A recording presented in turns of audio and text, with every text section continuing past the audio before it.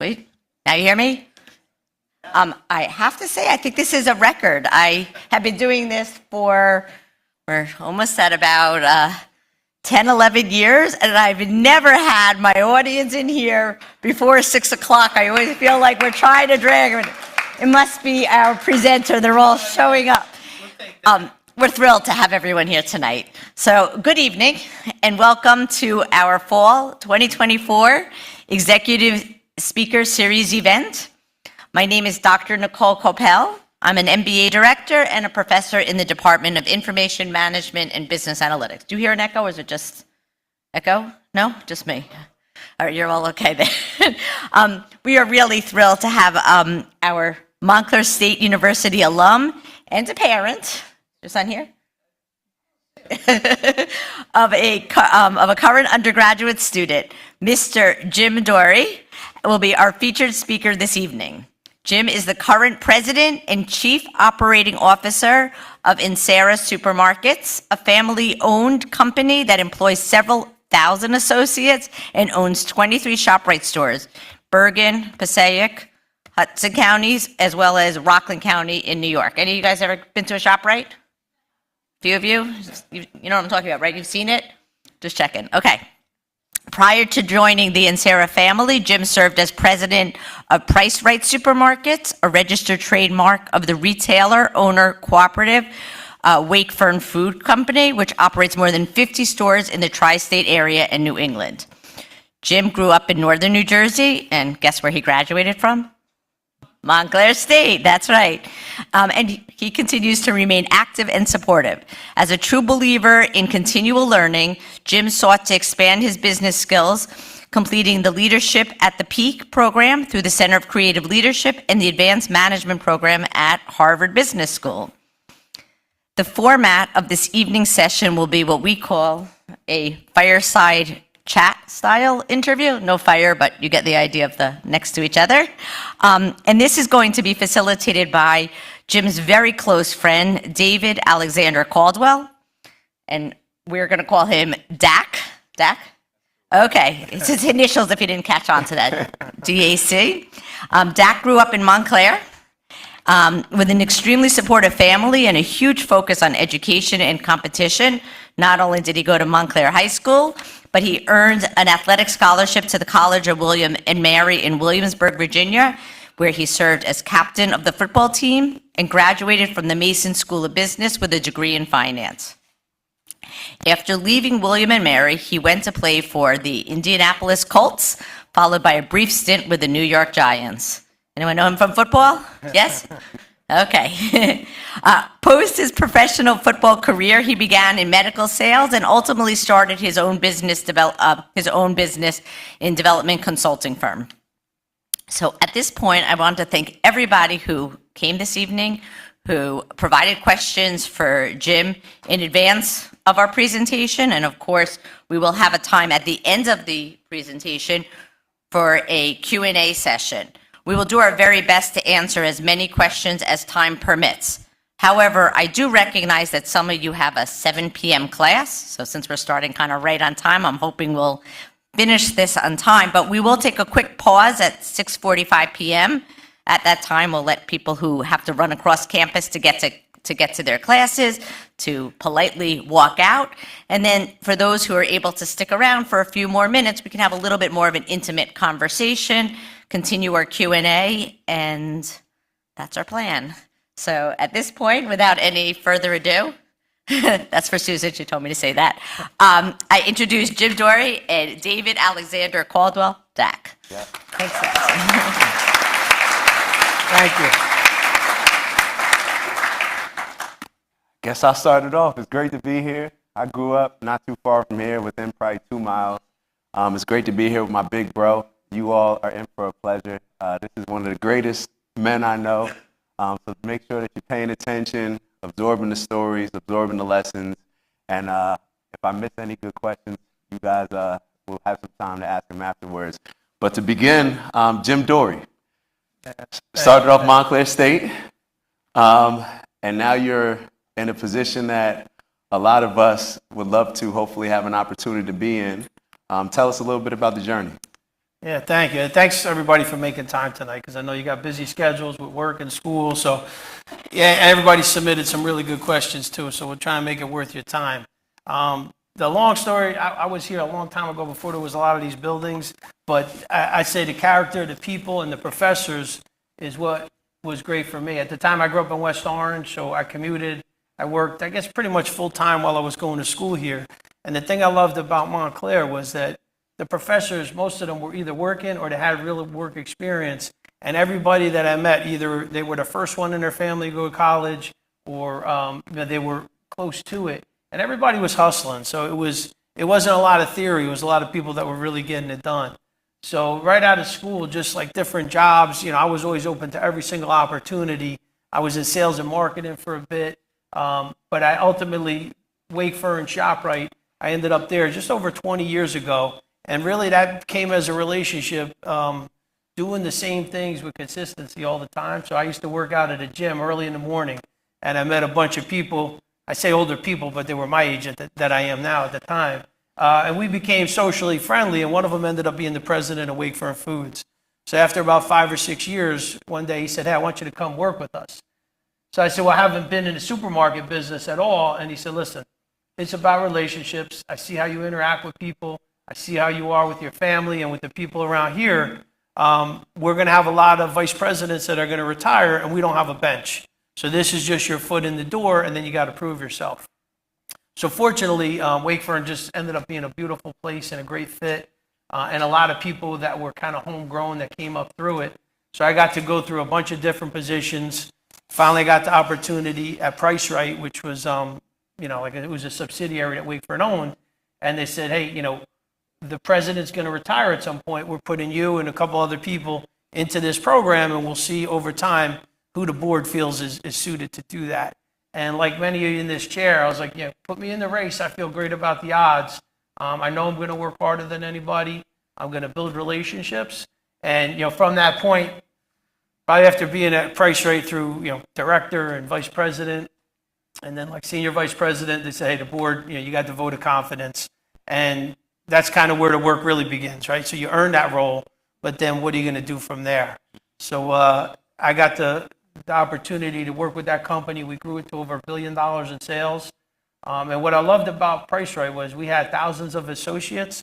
Most of them, it had been either their first job or they came from families that nobody had a job. Maybe English wasn't even the first language in their homes, but we gave them opportunities to create careers.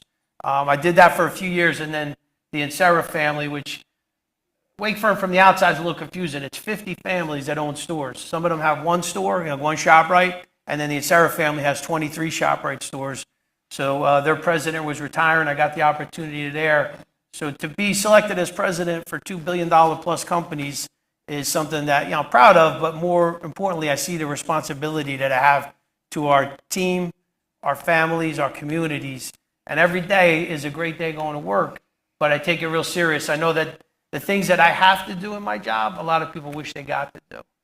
So that's that's 30 years of history that got us to today. But I'll tell you that Montclair gave me the foundation to do it. And I still think of some of the basic things that I heard from professors here that just kind of stuck with you. If you get words that stick with you 25, 30 years, that's saying something. So there was a lot of that here, and I was grateful for it. I covered that question, bro? It's that easy.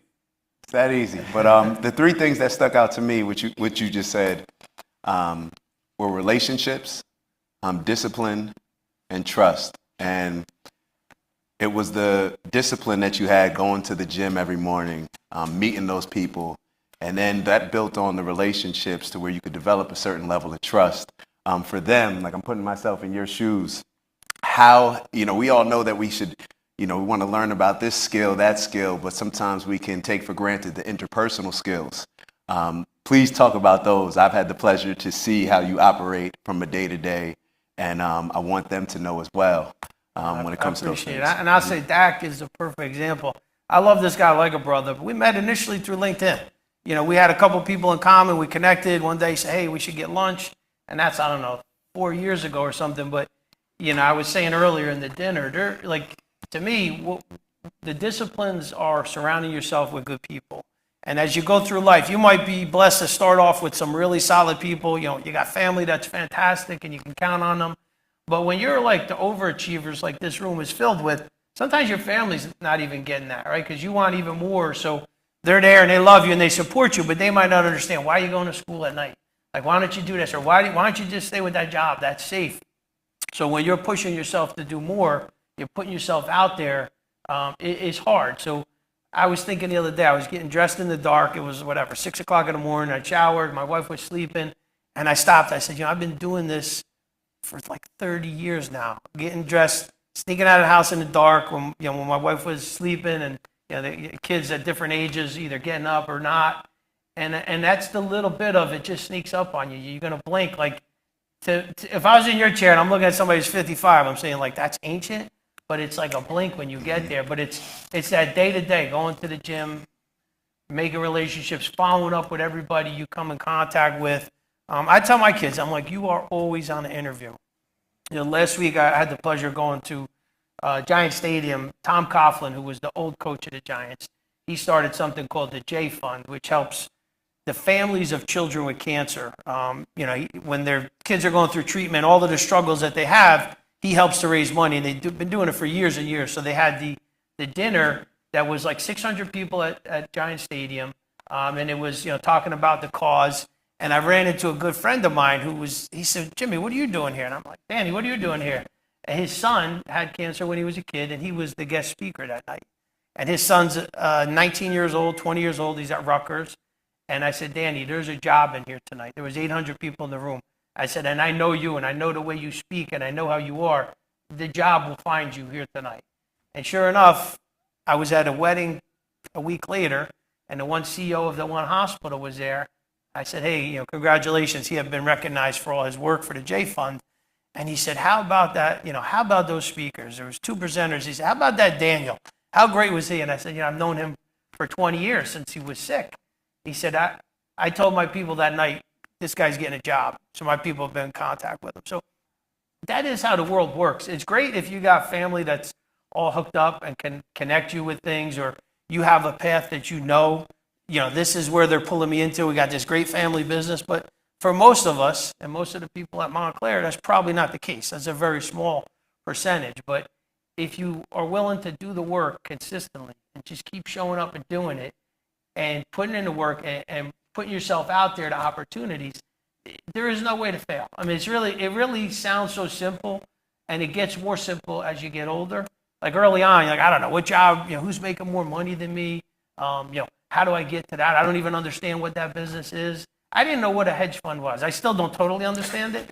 But, a few years back, I'm like, if I had heard of that in college, I would have said, I'm going to be in a hedge fund because they're all making, billions of dollars.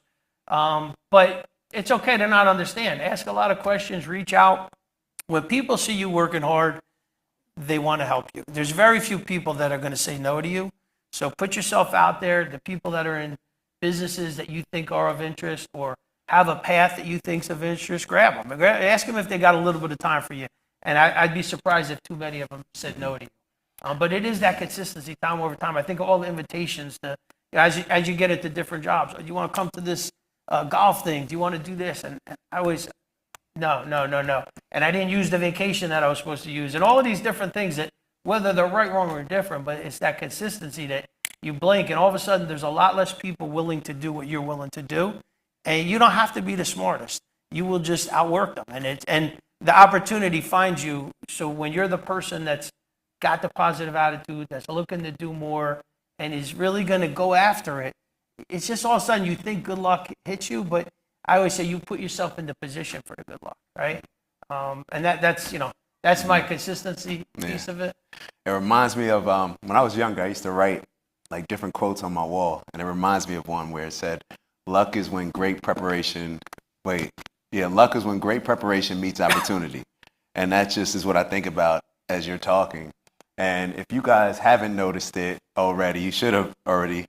He has a certain energy about him where he approaches the day excited for every opportunity. He used to tell me with phone calls, like I get sometimes with phone calls where I'm like, I'll call you back or I don't pick up. He expects an amazing thing to happen with every phone call. And that always stood out to me. But I want to ask you guys a question. When you guys are waking up, because something that he pointed out I think is very key as far as getting up early, excited for the day. Be honest with me. Show of hands. Who gets up when they're supposed to get up, excited for the day? All right, nice. All right, that's good. That's a good one. Something that he, well, I'll let you say it. When you're getting up and it's dark out and everybody else is asleep, how do you put on the right mindset to even take advantage or to see that today's going to be a great day, there's going to be good opportunities, I'm excited to deal with all of these problems that are coming my way? How do you do that? I got to scan the crowd, make sure my kids aren't here yet. No. Oh, there she is. Alex, welcome. What's up, Alex? No, kiddingly, but seriously, I say I'm going to put a smile on my face before I put my feet on the floor.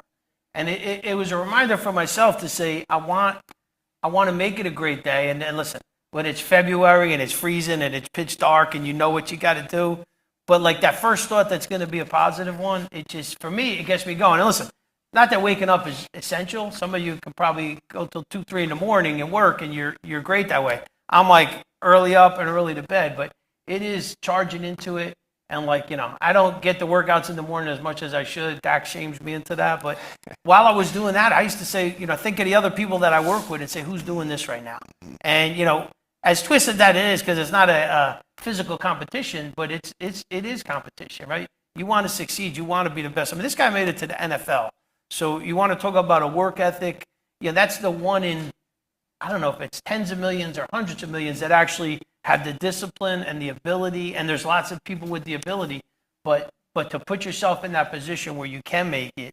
And that's how our lives are, depending on what you want. Even if it's, I want to start some great charity to help 1 million people.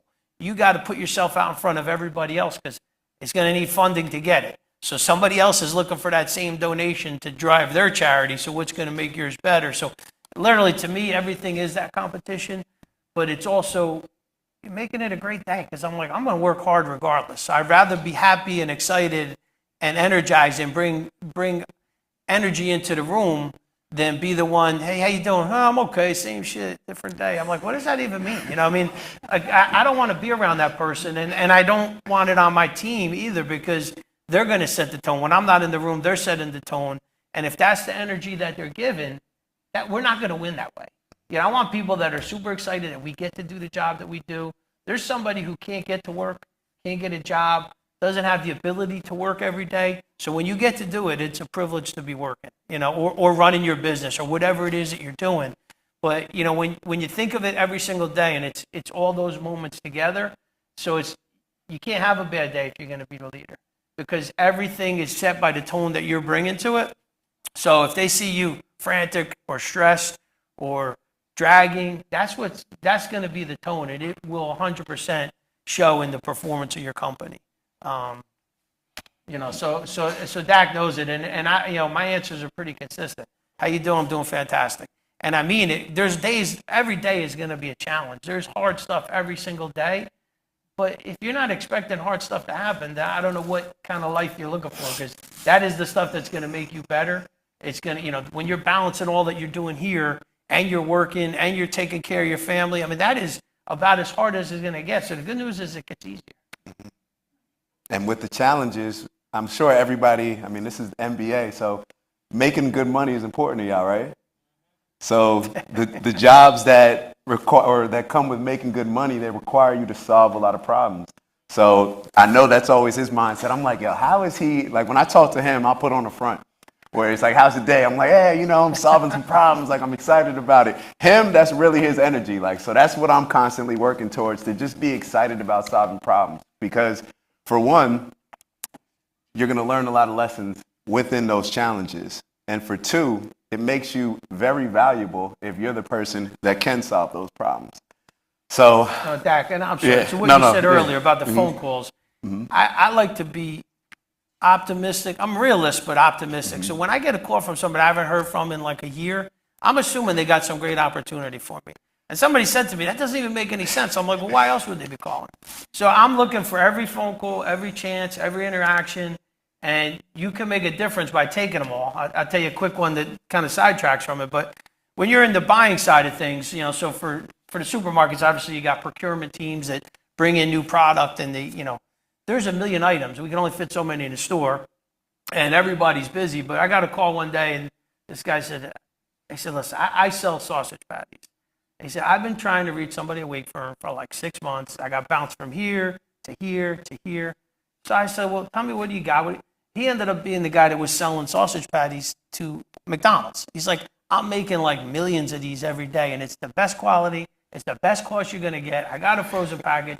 So we introduced him. He ended up doing like, I don't know, $10, $12 million in sales with Wakefern. It was better for Wakefern. It was better for our customer, and it was better for him.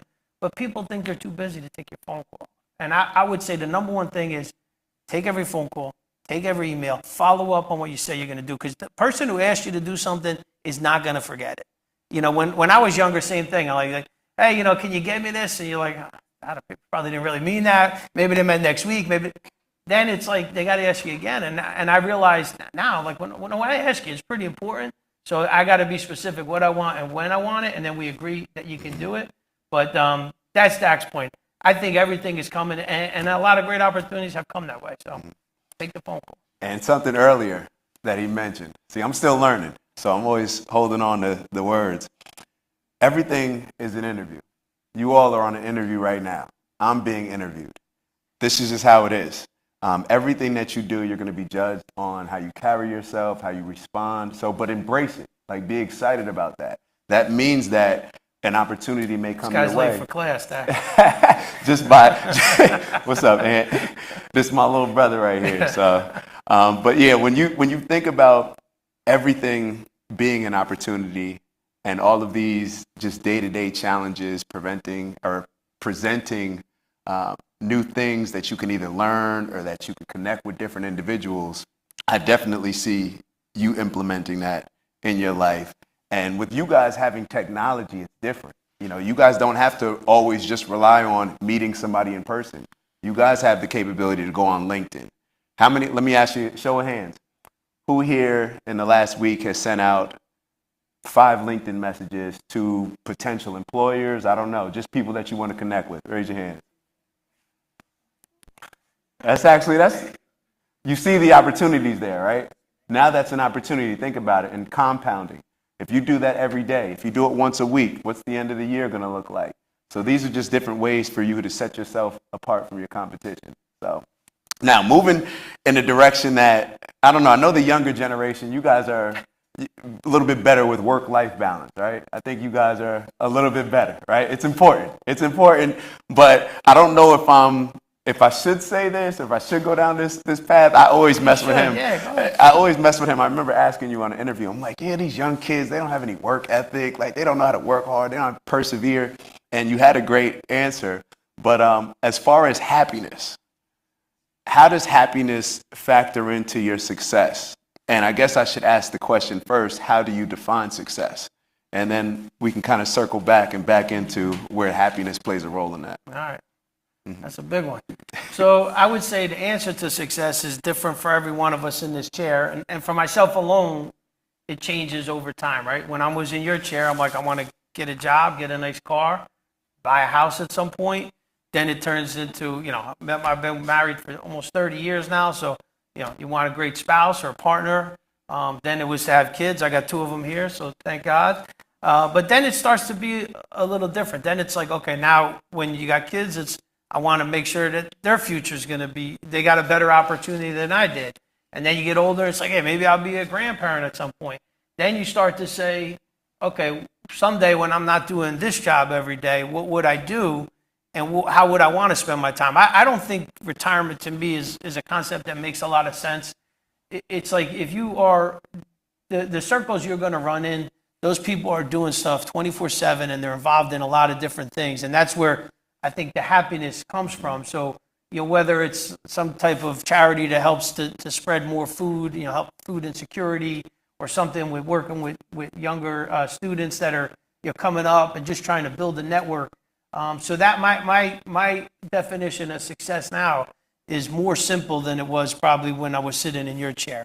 Now it's good people around me, health. Obviously, Dak and I talk about this all the time. Health is wealth. If you don't have health, you got nothing, right? The people lying in their deathbed the money's not going to change that. You know, the one that makes me think and should make you think is you take all the billionaires in the world and they do these surveys with them and they're whatever they are, 70 and 80 years old. They say, would you give up all your money? And you know I said this at your graduation. Would you give up all your money to go back to 18 or 20 years old today? And every single one of them says, yeah. So if the money was the end-all, be-all, that wouldn't be the answer. They'd say, no, I want to keep stockpiling money and I'm okay. You guys got the opportunity that they won't have ever again. You got time on your hands. So for me now, happiness is great people around me, only dealing with people that I enjoy dealing with. I heard one a few weeks ago, is like, you can't make a good deal with a bad person. And that one, as simple as it is, it took me to 55 to hear it and then think about it. And I can go back over time, all the different people that I've run into. You guys know in business, right? You meet somebody and they kind of rub you wrong, but you're like, I really want to get this done. So you do it, and then weeks or months or wherever, it settles in. You cannot make a good deal with a bad person. So early on, whatever your job is, you may have a boss who's a tyrant, miserable, whatever. You don't really have choices. Sometimes you got professors that way, not at Montclair State, but in other places. But you got to deal with that. But over time, you can start to select who you want to spend your time dealing with. And the ones that give the bad energy or always got a problem, those are the ones you just select less conversations with, because they're not going to help you. You know, the people who are always miserable, always have a complaint, they want to tell you about all the things that we can't control that are going wrong in the world. We can do our part, but they're not going to change how your day-to-day is. Focus on the ones that are doing good things, that are growing. Surround yourself with, and like they said when you're a kid, right? The people you surround yourself with, that's where your future is going. Those are the choices you're going to make. So for me, the success and the happiness tie together. I got great family. I got great friends in my life. It's a small circle, but every once in a while you get exceptional people and you make it a little bit bigger, and then recognize those ones and keep in contact with them. Because the timepiece is real, right? The ones, you know, you get people, nobody's guaranteed, right? You probably all know people, even your own age, that whatever, illness or accident or something, they wish they had tomorrow, right? So today and tomorrow is all we got. So just grab it, grab what you can. And this is the other piece, which is, I guess, a long answer to the question is, this is your life right now. You know, a lot of people are like, I'm going to get that degree, and then I'm going to get this job, then I'm going to get that house, and then I'm going to be great. Everything, today is today. Because you're going to be in a job, and you're going to say, well, I'm going to get that promotion. This part is miserable, and I'm not happy with how things are going, but the next promotion I get will be the difference. Today is the day you got. Make today great, and then build on it. Dave talked about compounding, and that is, you do something good today, you got good energy, you make a few good connections, tomorrow will be better. And then your network will be bigger, and there'll be more opportunities. But I don't want anybody in my network that's going to tell me all the things that are wrong. Yeah, I just don't have time for that, and it doesn't make me happy, so that's what I live without. Controlling the controllables. 100%. That's what it seems 100%. to be. And with you guys, so everybody's heard the term algorithm, right? So when you mention your people, you know, I always look at it as a top 5. If I was to ask you all, you know, who are the top 5 people that you interact with the most? They say that, you know, you're going to be an average of those people. So to me, that's what I hear as far as like algorithm. You know how you go on, we were just talking earlier, how, you know, you say something and the next thing you know, they're trying to sell it to you on Instagram or something. You're just seeing the ad. Well, the thing about that is life can also work like that as well, where your algorithm, the energy that you're putting out, you're going to see it come back in return. So you guys have the ability to control your algorithm. That's what it seems like, just by the people that you're going to be around. Be positive, because then you're more likely to be around positive people, right? You're more likely to get positive opportunities coming your way. So that's just the energy aspect of things. But then when I put myself in their shoes, I'm thinking about, okay, I'm getting ready to go out into the workforce. How do I separate myself, whether it's an interview? What are some things that I can do to stand out amongst my competition? I'd say get active in whatever field or business, you know, you're starting a business, whatever it is, get active in that. So there's all kinds of, you know, conventions, meetings, there's on LinkedIn, there's user groups. Get in those, get into the articles, learn about them, build your network. You know, to Dak's point, you know, your human capital, I guess they call it, right? That's a network that you have. And through like something like LinkedIn, me and Dak getting together, we both got to sit in the same room with a guy named Anthony Gordon, who's like a world leader. He sits down with Mr. Beast every other week. And we get to talk to him regularly. And that started through LinkedIn because we were in the same circles and putting out the same kind of positive stuff that this guy has the choice of the whole world and he chooses to talk to us. So make that part of what you're doing every day and you know, make those connections real. And then so get involved in the industry that you can. Talk to people that are doing well. You know, ever see that? My son Anthony showed up late, so we'll take the merits. But no, I'm joking. So, but there, you know, I've seen the videos he showed me where the guy walks up to the person in a nice car and say, "Can I ask you what you do?" I mean, that's reality. Those people are going to share with you what they do, and that, you know, it doesn't have to be a nice car, but somebody you know, a family friend, anybody successful. The professors here who've had careers leading up to this, find out what they did, how they got there. And like I said, the circle that you're in, what are you doing every day that's going to get you more successful? When I talk to people that are, whether they're looking for a job or not, you know, like I said, it is always an interview because we meet sharp people all the time. And it's like, that's somebody I want to try and do business with. I want to connect with them more. So be outgoing. The thing we talk about is everyone here is unique. Everybody has led the life. Each one of you has only your life experience. Nobody else can replicate it. So when you walk into a room or you're sitting down in a conversation, pick the other person's brain, right? Well, let them, you got a perspective that they can't possibly understand. You have experience culturally, where you came from, what jobs you've done that make you very, very unique. So be confident. Don't worry about, you know, did they have some master's degree or did they come from a better school or did they have better clothes? That's going to happen. You know, this is Montclair State, right? We're working for it. We're scrapping for it. But know your self-worth. And it may tie into a question because somebody sent a great one earlier about imposter syndrome, right? Anybody, everybody pretty familiar with that? I mean, you know, my version of it is you get into a role or a place and you say, yeah, am I good enough to be here? Am I in over my head? And there's a lot of things that people get promoted because they're good at something that it keeps pushing them into a job that they're not good enough for. Dak, did you ever feel like in a locker room that anybody was bigger, faster than you, tougher than you? Not smarter, better looking, but All the time, all the time. I tell you what, if I would have had adjusted my mindset with the NFL and would have been more confident, I would have played longer. You know, you see certain people where you spend that adjustment period where you're just trying to convince yourself that you're actually good enough to take advantage of the opportunity or good enough to be there. Sometimes we can work so hard for something and we feel like, oh, we're lucky, we may not belong. So it's the best way for me that I was able to get over it is to first be around those people. Be around those people as early as possible, as much as you can. See exactly the things that they're doing in their day-to-day. I don't know if you want to compete with them, you know, but maybe that's something that you can also do just to kind of see where you are with things. So I would definitely say that that's something that we all feel. yeah. And my daughter's here too, Alex. You were on time. But, you know, I used to always say to both of them, you know, one saying was, my life is full of tragedy, most which never happened. Right? So we put all these things into our head about how bad something's going to go, how bad this paper is going to be, how bad this exam's going to be, how bad this interview is going to go. And you're physically ill for 2 or 3 days leading up to it. You don't do as well as you could have because your brain can't work right when you're thinking that way. And then it turns out it wasn't so bad. So you gave yourself this misery that was not reality, right? So when we talk about imposter syndrome, I'll tell you one from here that, like, you talk about lessons staying with you. I was in a class here. It was like public speaking. I don't know if that's still a class. But the professor grabbed me after the class and she said, hey, I want to work with you one-on-one to fix you. And I'm thinking, I don't even know I'm broken, but let's see where this is going to go.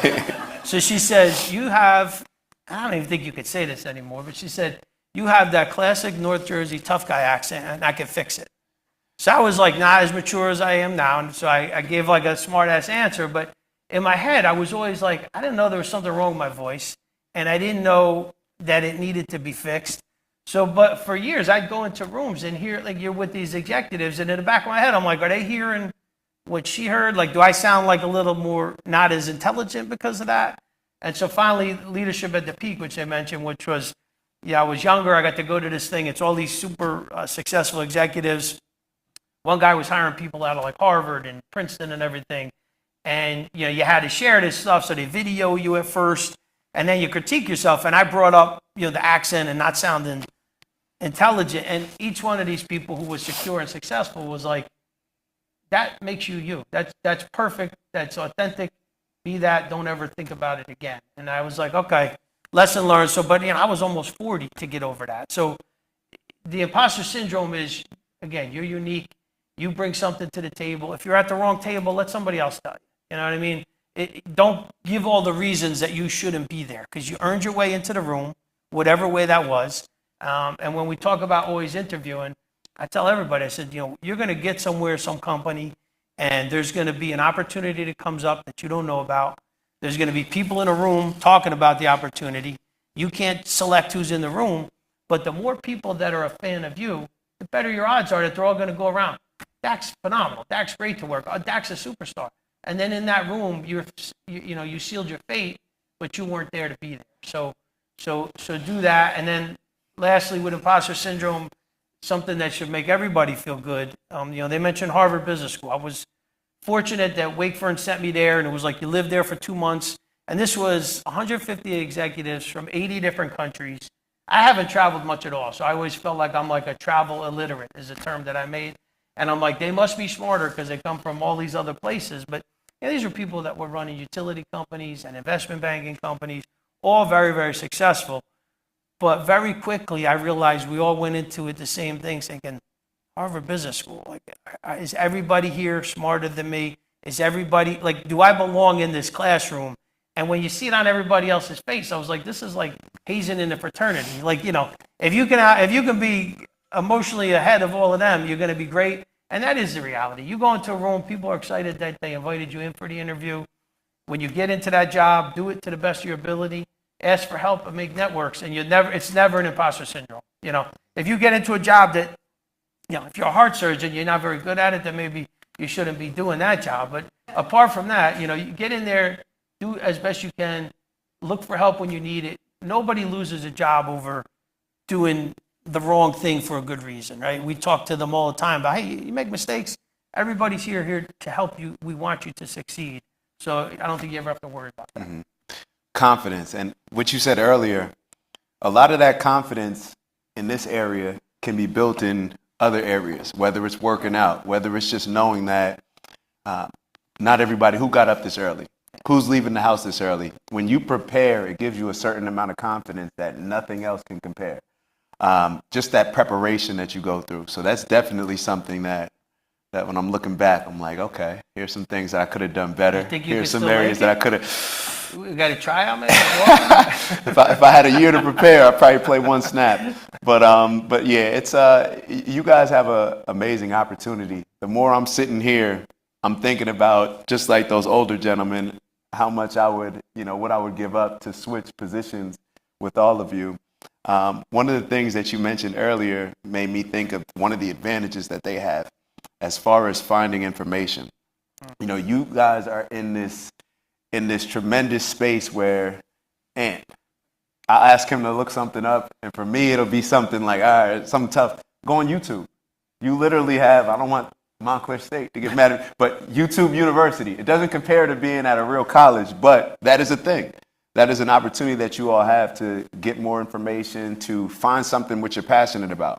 Because when you are passionate about it, even if it's, let's say, a entry-level role that, it's like, this isn't what I want to do, figure out a way to find the purpose in the day-to-day activities with it. Lean into it, because there's going to be good opportunities that come from it. And then when you do make it to the C-suite, like my big bro here, then it'll all make sense and you'll learn from those lessons that you had. So sticking to the C-suite, I'm sure everyone has been in this position where you go to your job and you're wishing like, oh, if I just had my own business, or if I was the CEO or the COO, I could just make the decisions. I could do it my way. I'm interested to know, how do you go about from a decision-making process? Have you noticed a difference as you made it up to the C-suite? Is it on the spectrum, I should say, of decision by committee, where you're taking everybody's opinion, or I don't want to make any political jokes, or let's just say from you're the only person making the decision over here? on that spectrum? Where do you see it? Yeah, I would say for me, it's a learning curve. Early on, you feel like if I don't make the decisions, they'll think I don't know what I'm doing. I'm not confident, so I got to make all the decisions. Then as you hopefully develop and evolve, you start to put good people around you, and you realize I got good people around me. Let them make the decisions where they can. And every once in a while, it's going to come and go the wrong way. And I had one a couple years back where it was like I felt like the team's decision was 100% wrong, but I'm like, if I stop this one here, they're not going to want to speak up the next time. So when you have a real, whether you're leading a group, a small group, a big group, it's your job as the leader to pull out the knowledge that everybody has. I used to be like famous for get 6 people in a conference room. If you didn't speak up during a meeting at all, next time I'm like, not coming back to the meeting. That's, you're wasting our time. Then I was like, you know what? It's my job to go around and get from everybody. What are you thinking? You're in a room in a class too, probably. There's somebody who always is chiming in, always has something to add to it. And then there's probably 30% of the people that didn't speak at all ever. Now, they have something unique to add to it. Some of them just aren't comfortable speaking up. Some of them maybe feel like I may say something stupid. But really, as a leader, is to get all of the collective perspective from everybody. So then everybody's got all this good info sitting in the middle of the table that hopefully the obvious decision will come through it. And then the whole team feels like they made it. And then listen, sometimes the hard ones are going to be on you to make them. I think the hard stuff you got to do always is to be honest with people, give them real feedback, tell them, I like to find people doing great things as much as I can. When things are not going well, I always put it on myself first to say, did I not explain the expectations well enough? Like if you're just missing your deadline over and over again, do you know the deadline? Were we both clear on what it should be? Was it realistic to you and to me? So then I kind of, okay, now I know I explained it well. I know that we're clear on it. You're still not getting it. Now I got to give you real honest feedback. And that's for all of you too, as you're looking for that next promotion or the next job. Put yourself on the map, but be prepared to hear some things that maybe aren't too pleasant. Hey, like in our stores, people, I want this promotion. I don't see all of them every day. We have 4,000 associates. So I always say, find out a little bit more about their situation. What are they looking to do? And then I'll say somebody will speak to you in the next 24 hours. I go back, oh yeah, they were late for work 6 times last month and didn't show up twice. And it's like, hey, sit them down first, explain the policy on that, tell them they got to fix that before they can move on to the next thing. So as the leader, you got to just be super honest with people. If anyone fails or gets fired and they didn't know and it's a surprise to them, it's a failure on us. Everybody should be really clear where they stand. And it's easier to not have those hard conversations, but the right thing and the leadership thing is to make sure they're crystal clear. And sometimes even Dorey knows, like, well, I don't agree. And sometimes I say, well, you don't need to agree on this. This is one where I get to make the decision. But let them know, give them the chance, because again, if they fail, I feel like I always failed because I either selected them to be in that role or didn't train them properly to be in that role. Yeah, definitely putting people in a position, taking on responsibility for their success, as well as the team. So it's one of the biggest things that I learned in football was who here is a Patriots fan? No Patriots fans? Used to be a lot more of, all right, okay, all right. I was never a fan either. I feel like you grow up in this area, you automatically just hate Boston teams, right? And then I started learning about them. I started learning about Brady, started learning about why they're successful, started learning about that. Does anybody know the Patriots motto? What? Do your job. Do your job, nice. Very simple. Do your job. The more you do your job, the more you lean into it, the more you obsess over how I can get better at this particular role. That did something to me. And when you study successful people, when you study successful teams, there's going to be a lot of good takeaways that you have. So my question for you is, who are some of the people that you look up to? He always sends me these, you guys familiar with Founders Podcast? So he sends me a bunch of these every once in a while, and I'm always like, all right, I got homework for the day. I got to figure that out. Who are some of the people that you would recommend, Listen, to Dak's point with the podcast and the access that you have to so much information. I spend a lot of time in the car, going to work and visiting stores and everything. And I always, 99% of the time, have a podcast on. And I go from one to the next. And sometimes it's random. Earlier this year, I came across the Bible in a year, and I'm like, I probably should have read the Bible. Let me hear it. And I listened to it in a couple weeks. But like I got onto Founders Podcast. So this guy just reads books about people who founded companies, mostly autobiographies, and just talks about the lessons that he got from them. And it's funny because I listened. He's got 300 of them. I probably listened to 200 of them at this point, and I get so much out of every one. As I'm driving, I'll text myself the thought that came from it. But yet the books that he recommends, I read 2 of them. One was Jay-Z's autobiography, and I just couldn't get into it. But his interpretation of what you should get from it was like very impactful. Then the other one was on Charlie Munger. And again, I had to force myself through the book, but the lessons were there. So I would say there's a million people you can have access to. I was just listening to Joe Rogan and Donald Trump today just to understand. And I hear everybody's perspective. And like sometimes you learn from people for a bad example, right? And you say, I don't want to be that way. But as far as like a mentor, there's the gentleman that brought me into this business originally, Dean Janeway Sr. He's 81 now. I still meet with him almost every Saturday morning. We have breakfast for an hour. And it's amazing to me how connected he is to everything and knows more about the business than I do in some places. So hands above for sure, but just a lot of people along the way. I think for like another shortcoming of mine when I was younger going through, if I saw somebody like in the business and they were at a desk every day just punching a stamp or just doing something and it was like not a job that I saw as big, I would get a little frustrated, like, that's all you want to do? Like, don't you? But then one day when you stop to talk to that person and you hear they got a history of the company, 25 years there, and they tell you what's changed, and they tell you what they do and how that little piece of the business affects the bigger. And it made me so much better, and I appreciated more people, and I got to know more people. So I try to learn from all of them. But, with the podcast, LinkedIn, I'm always reaching out to people. To Dak's point, I was at, where was I yesterday? Wherever I met a couple people. I kind of knew them. They kind of knew me. But the next morning, I always go on LinkedIn, look them up, and then send a connect. And now they're in my network, and then we can start, communicating more regularly. And it turns to friendships, opportunities, makes us all better. I had a guy, he was from India, and he had a yoga snack. I mean, this guy's the most beautiful person you ever meet. You meet him, and he's just like, he makes you just feel fantastic. And, we communicated a couple of times. I put him in touch with our buyer. I didn't really totally understand the business. But I'm walking out of our Hoboken ShopRite store, and I hear, "Are you the Mr. Jim Dorey?" And I'm like looking around, I said, "Who?" And I see this little guy sitting on a bench, and he comes up and says, "Me, DeWall." And, since then, he got his items into our stores.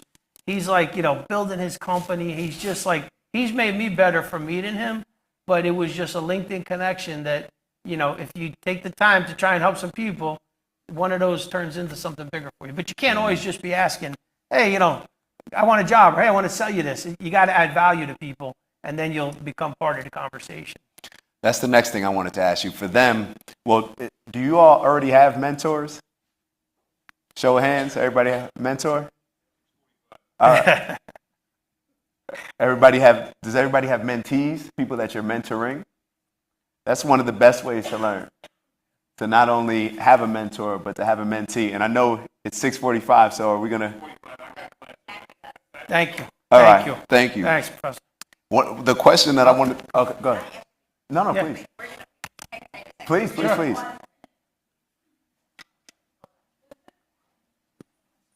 Anybody who's sleeping? Good. As promised, we're going to take a little pause here. All right. You guys are doing so good, I actually forgot to look at the clock. Get to class My on time. fault here. Oh, sorry about that. No, I was like intrigued with everything.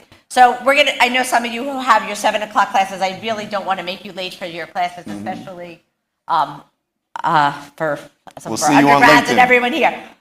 We will continue this Q&A because I know people also have some questions for you. But before we do, I do want to have some, for those people who've got to get out, you're being very polite and go ahead. But we do have a special gift for you, for both of you actually. We created a plaque here that we created for you, for Jim, in appreciation for all of your support here. I have this for you, as well as we have a goodie bag for each of you, filled with a whole bunch of Montclair State Beautiful. Thank you. goodies in here. So Thank so much. Thank you. Not necessary. Thank you so much. Yes, thank you. Here. That's awesome. Yeah, thank you. Thank you so much. And this is Beautiful. for you. That's nice. And thank you so much. Thank you. All right. So at this moment, sometimes it depends. We have a lot of people left. Sometimes Listen, I have to tell everyone to move we'll stay here forward, until but the not lights here. go out. You guys keep going. So I think we got probably do maybe another 15 minutes with some Q&A. Yeah. I know you were in the middle. I think you were in the middle of a question when we Well, realized the time. yeah. So finish your thoughts, All right. and then can we get some questions from the Absolutely. audience? Good. You just said Yeah. you start right where you Yeah. left off. That's good. Mentors, how do you find one, right? How do you find one? So I wanted to ask you, for them, and you kind of already mentioned a couple other areas, but I think it's important, the last thing that you mentioned, where when you just go on LinkedIn and it's not enough to just reach out to people and ask for something. Figure out what they do, no different than an interview. Figure out what their interests are. Figure out how you can bring some type of value to the table, to the conversation, to set yourself apart from other people that are just reaching out for something. Bring something to the table, like, hey, I saw this interesting article, I listened to this interesting podcast. It's about, the grocery industry. What do you think about it? How important is that? And is that a strategy that they should be using? Yeah, no, listen, and you gain value all the time. I'm always amazed, as old as I am, that I can learn something every day. Did anyone in here know that Ben Franklin was one of 17 children? Is that common knowledge? Congrats. I just learned that last week, and I'm like, how'd I go my whole life and not hear that? Not that it's relevant to what I do every day, but to me, it's always shocking to just be like, if your ears are open and you're like, reading all the time. Reading is I'll say as a student, I was not a great student in high school or college or really anywhere else. But what I learned later was when you can read and study the things that interest you, you soak it all in so much better. So now things like history, I don't know. Back then I just was like, whatever, and all of the subjects. But now I'm like, I get into the most, minute details of businesses, and it just fascinates me to learn about the behaviors and the leadership and how the product came around. And it always then leads you to another idea somewhere else. So I would say throw yourself into it. I know you don't have a lot of free time to just do the reading you want at this point, but you all end up somewhere with 20 minutes where you can throw on a podcast that's instead of music, which, you need music too, but sometimes it's just what's going to make me better. What's going to make me a little bit better, like Dak said, compounding, a little smarter, a little better as a leader, a little wiser, a little more patient, whatever it needs to be each day. And you start stacking all of that up. And over a course of 1 year and then 5 years and then 20 years, it's, if you're doing it right, it's amazing what a difference it could make. Now to the better questions that you all are going to ask. Yeah. So how should we go? Oh, you have the mic? All right, so perfect.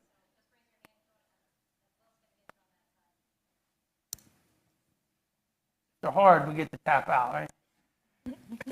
Hi, thank you so much for your, expertise and insight. As you said, Montclair State has set the foundation for so many of us. I got the opportunity to open a restaurant and grocery store on Rutgers campus, all because of Montclair State. Congratulations. So thank you. I am building that out at the moment, and you guys talk about mentors. So I have so many different mentors, restaurateurs, but I don't have anyone in the supermarket industry. How would I get to be mentored by either your assistant or someone Yeah, to make that?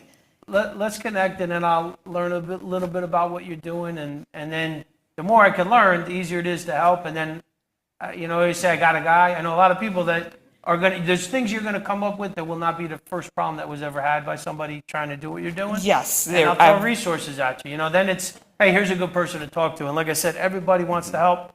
The supermarket business and the restaurant business are both very difficult and very money consuming. Yes. So, number one, wishing you luck. And then number two, be happy to, we connect, and I'll give you whatever time I can give you to try and make sense of it. Is it in the old fresh grocer space? No, it actually is on 17 Linden Street. It's their new building, the honors building, student honors All right, building. cool. Yeah, no, I'd love to hear about that. Yeah. That's easy. And then, New Congratulations. Jersey Food Council, FMI, NGA, there's a bunch of good resources that are just filled with people doing similar work that are going through the same obstacles.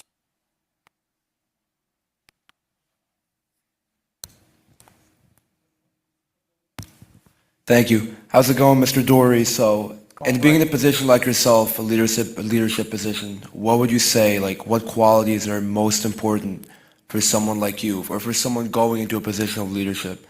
What would you say is like something important they should be good at or know how to do? Listen, it's a good question, and it's easy. Be yourself, be authentic, be honest, be empathetic to listen to people. I early on, I'm probably still listening more than I speak to hear what's going on. Try and put yourself in the other person's position to understand why. Like, even like the worst person. If you never read any Dale Carnegie stuff, I always say that, How to Win Friends and Influence People. Dak knows that book is phenomenal. And one of the things it talks about is, somebody cuts you off in traffic, you want to be like, screaming and beeping the horn. And then his perspective was, wow, I hope I'm never in such a hurry like that person is. And you start to flip the switch on things that you start not getting crazy about.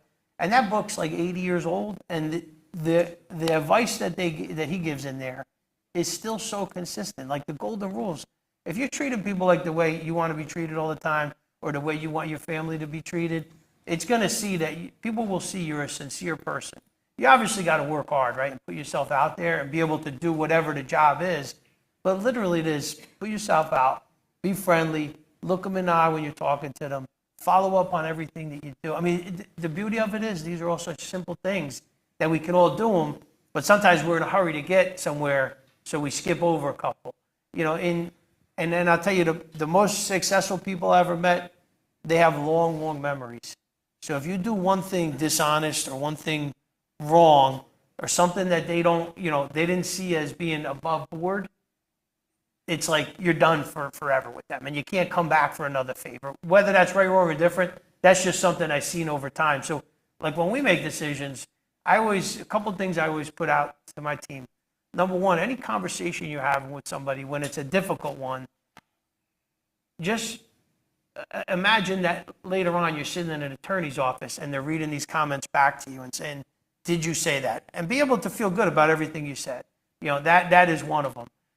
And then it's just always be honest with the people that you're dealing with, and then they're going to get it, and then do what you say you're going to do. If you show up, the craziness is, if you show up and you show some initiative and you're outgoing and people around you don't think you're a jerk and they want to work with you, you're probably ahead of 85% of the people. So just do what you're doing. Frank told me you're a superstar at school already, so you just keep doing that track and surround yourself with guys like, Frank Miranda, and he will show the way of, you see how he conducts himself, and that's the way to do it. That's my simple advice. Okay, I have one over here. Wait. Thank you. Thank you. Hi. Hello. I have a class with Professor Fetterman. He was just here. Yes. And he I'm going to says, tell him you weren't here. You're supposed to prove you were here. and he says to us something that he cannot teach us economics. And he's just being humble, that's all. But what is that one lesson, the first one that comes to mind, that someone did teach you, but if you're not as open or connected to the environment, you would have missed the chance to learn?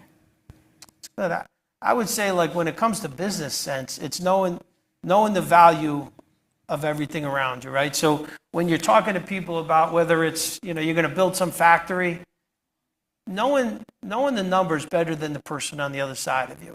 And it's pretty easy to just prepare yourself, as Dak said earlier, about getting prepared for things. So whatever situation you're going into, do some homework, be well prepared, and silence is good too. I'll give you an example. We were working on a new store a while back, and in my head, I had a number that I wanted. When we build a store, somebody else usually owns the property, and sometimes they'll build it, and so they'll put money up, and then we pay the rent. So I had a number that I wanted to get from this person, but instead of asking for it, I let them throw out the number, and it was a lot more than I was going to ask for. So he's sitting back there and saying, if I threw that number out, I would have left a lot of money on the table. So I said, be prepared, listen real well, try and understand what's important to the people you're dealing with so you can hit a common objective. Like if you're someone who, if you get into sales or deal making, a lot of people want to hit home runs and they want to get the most out of every deal, but you want fair deals that the other person feels like, you know what, you were great to deal with. It was easy. You understood that I had to make some money, and we both. The next time I got a deal, I want to talk to you. So those are, I don't know if it exactly answers to you, but that's kind of what goes through my head as first principles. Thank you.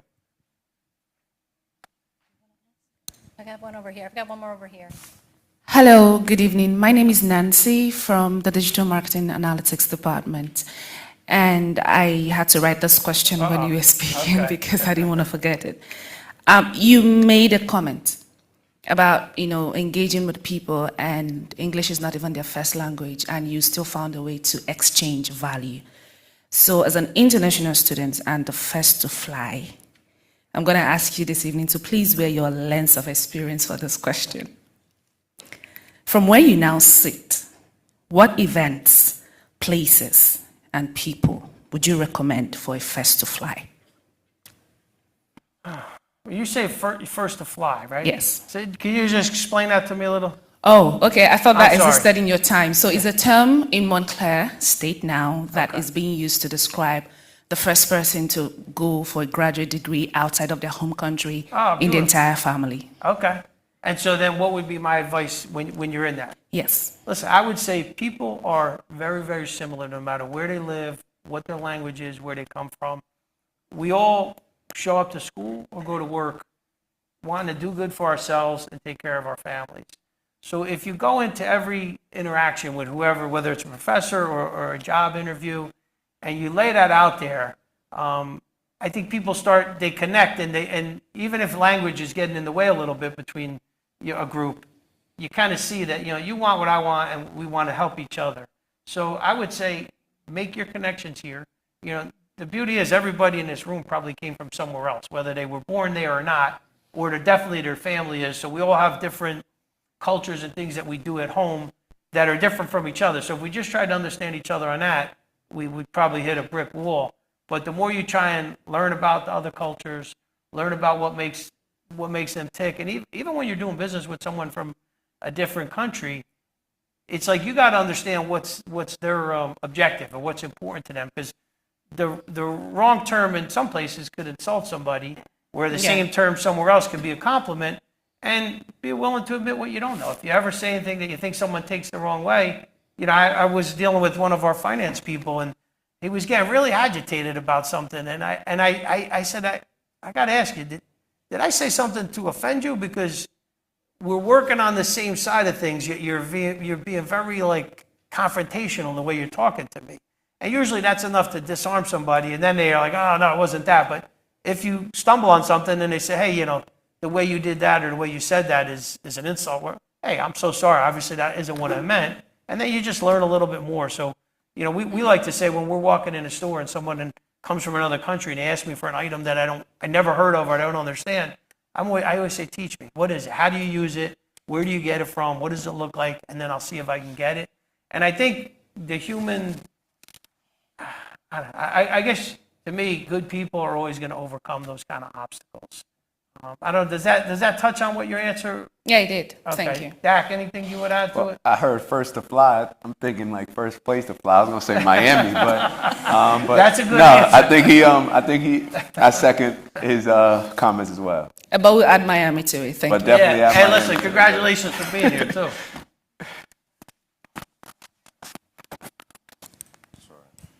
All right. Hi, how are you? My name is Ibrahim Bangura. Pardon my attire. I didn't know I was going to come here today, but You look good. I just have I have two questions. Firstly, you guys as college seniors, if you guys could be as honest as possible, where were you when you were a college senior, like in life in general? My second, this is for the both of you, and specifically, my second question is, what keeps you guys grounded? Is there certain principles you guys live by? Is there, I heard you say thank God. Is there specific faith or something that keeps you grounded? Those are my two questions. Two good ones. You want to start with? All right. So, first one was When you were a college when senior, I was. How did I feel how'd you get as a started? Where were senior? you? So as a senior, it was a scary place because I didn't know what I was going to do. I didn't know if I was going to make an NFL team. I didn't know if I was going to have to start working. I really had no idea. But then I realized, and maybe I wish I would have realized it even more then, first and foremost, I committed. I committed 100% to playing to the point where I didn't graduate I still got my degree, Hey. but I decided, I said, hey, I'm going all in with this.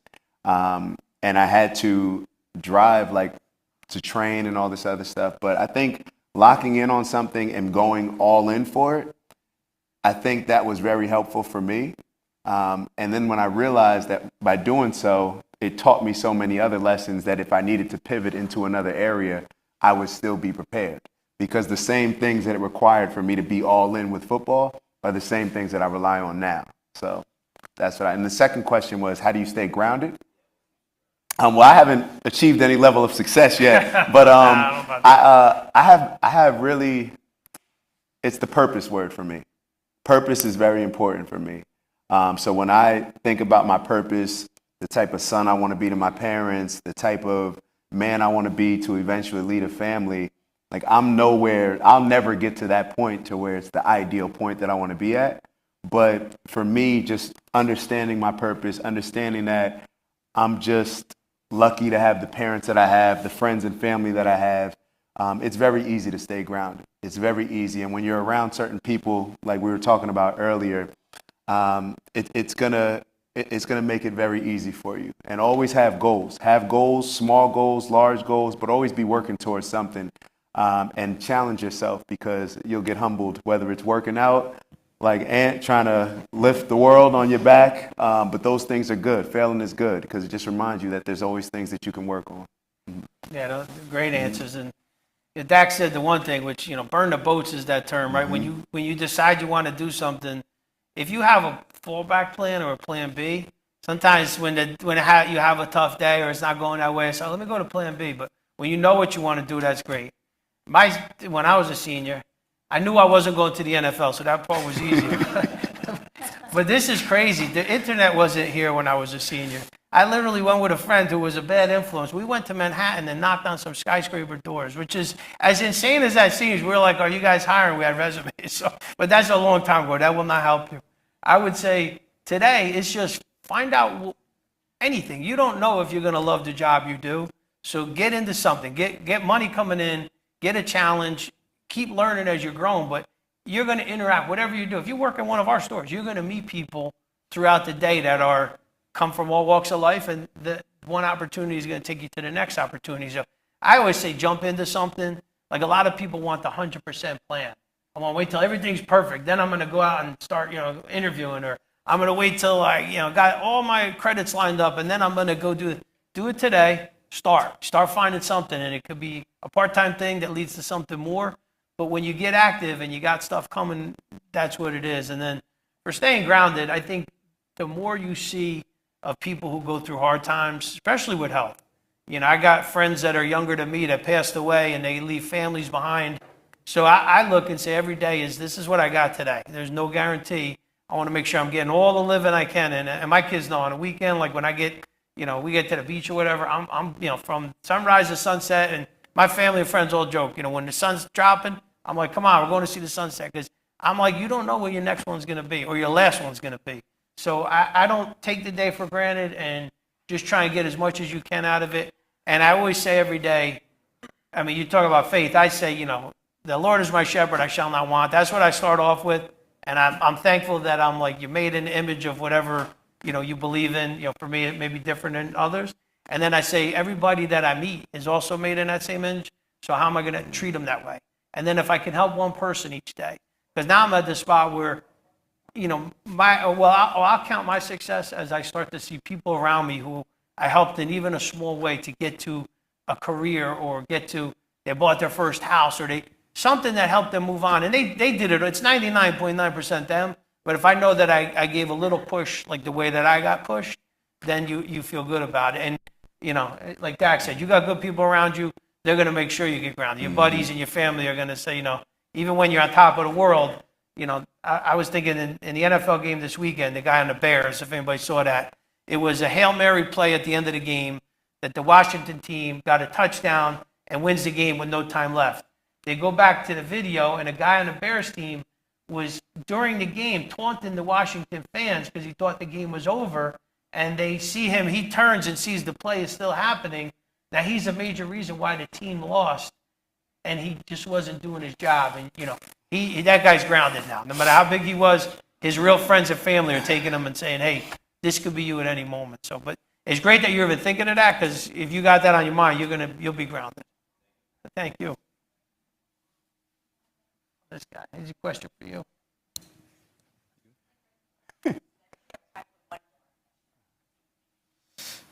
Well, I'd like to thank you guys for all the knowledge you've given us tonight. And I wanted to ask you about decision making. One, how do you deal with the stress of decision making and making the right choice in business and in life?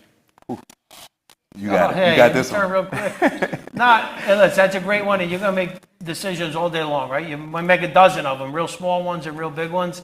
And like I said, I'm like, let me get all the facts I can get and make a timely decision. I know a lot of people that never pull the trigger.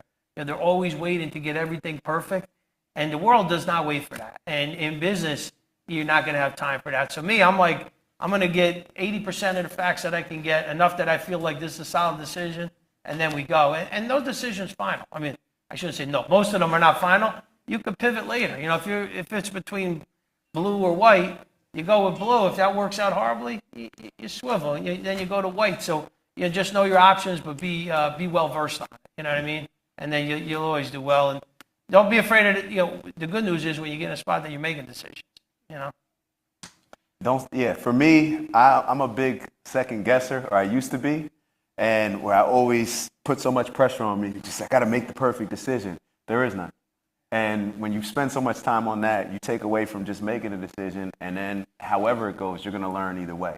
So make a decision, commit to it, be all in with it. Same thing we were saying, like go all in, so that way you can receive as much lessons from it as possible, as many lessons. So decisions, right, wrong, who knows, right? Isn't that I've heard that before, you know, good news, bad news, who knows? So that's kind of how I live life. Mm-hmm. Thank you. Yeah. Mm-hmm. Sure. Hi, hello, good evening. Thank you guys so much for coming today. My name is Mary Olayemi, and I'm also one of the students for Professor Fetterman. My question is, what attributes do you look for when hiring new employees? That's funny. And somebody had sent one in advance about interviews and new employees. And I'll tell you, to me, it's an open conversation, an honest. I just want open-ended questions so they can talk. For our company, you know, the Insera family started in this business 80 years ago. It was the grandmother and the grandfather were butchers right in Lyndhurst, New Jersey. And from that, you know, it's grown into $1.5 billion company with, you know, thousands of employees. So I always start off, if I'm in the interview, I tell them a little bit about our history and our culture. And then I tell them, listen, you're amongst friends. We're just going to have a conversation where I'm going to learn about you. You're going to learn about the opportunity, and we'll see if there's more that we should be talking about. So I just want to take the pressure off. Like, I'm not looking to drill people on it.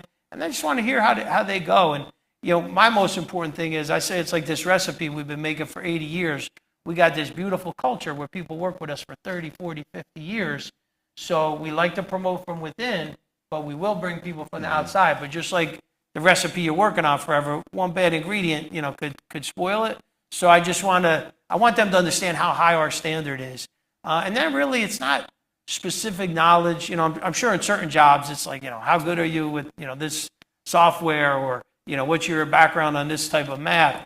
With ours, it's more about people, right? I want to see whatever the position is, I'm hoping to hire somebody who could be a superstar and promotable to many levels. And then just hear what they have to say, and then hear a little bit about their past. I like to ask them, when you're not doing your job, if you do have any free time, what does that look like? You know, and they should hear, you know, and then just the more you hear, when somebody naturally gets to talk about themselves and feels comfortable, you start to just see the way they're talking, their background, their experience, how they're coming across with the other people in the room. You know, are they making contact with everybody? Then you start to kind of get, is this going to work in our company? And I think as much as interviews there's some science and there's some tests that show better success than others, I think at the end of the day, it's a human interaction that you're hoping, you know, listen, in an hour, you guys both going to know that this is the right place for you. But we do a couple interviews. I like to do them with a couple different groups of people. So you get, you know, talk about decision making, you get perspective from 4 or 5 different people. And I always speak last. As a leader, I don't want to say I hated this person or I love this person, because then, you know, oftentimes people will agree. So we kind of go around the room, and then when we go, I kind of, hopefully it's already unanimous, either everybody's on board or everybody's off board, and then it makes it easier. But just be yourself. Just talk about what's relevant to you. You do great. And if I could just add on real quickly, the importance of being yourself. For me, it's a balance of being yourself with also having enough confidence to be yourself, but enough confidence to take advice from people. When you be yourself, you kind of flip the script, where it's like you're talking about, oh, I'm going to go for an interview. Well, you're actually interviewing that business too, because you're making sure that that's the right opportunity for you. So embrace being who you are, so that way you can find an opportunity that you'll be able to be successful at. So I think that that's an important component, but it's a balance like everything else, so that's what I would leave it at. That's a great point. This was a 2-for-1. Who knew we were getting 2 great speakers here? So Next time I can interview him. yeah, you guys ready to come back? This was really hands down. Thank you. For both of you, thank you. This was really wonderful. I mean, look Thanks for at- staying here so late, everybody. Yeah. Too. Yes, We all got places to be, for the sure. crowd isn't leaving, which is a good sign. Yeah. So, Two we really- people sleeping, I think, out of the whole group. That was all right. So thank you, everyone, for coming, and look out for announcements and things. For future events, we are trying to plan things that sort of help guide you, teach you, inspire you. So look out for events all over campus, but certainly through the School of Business. We're always happy to, have you guys show up. So thank you. Thank you. Thank you. Big bro.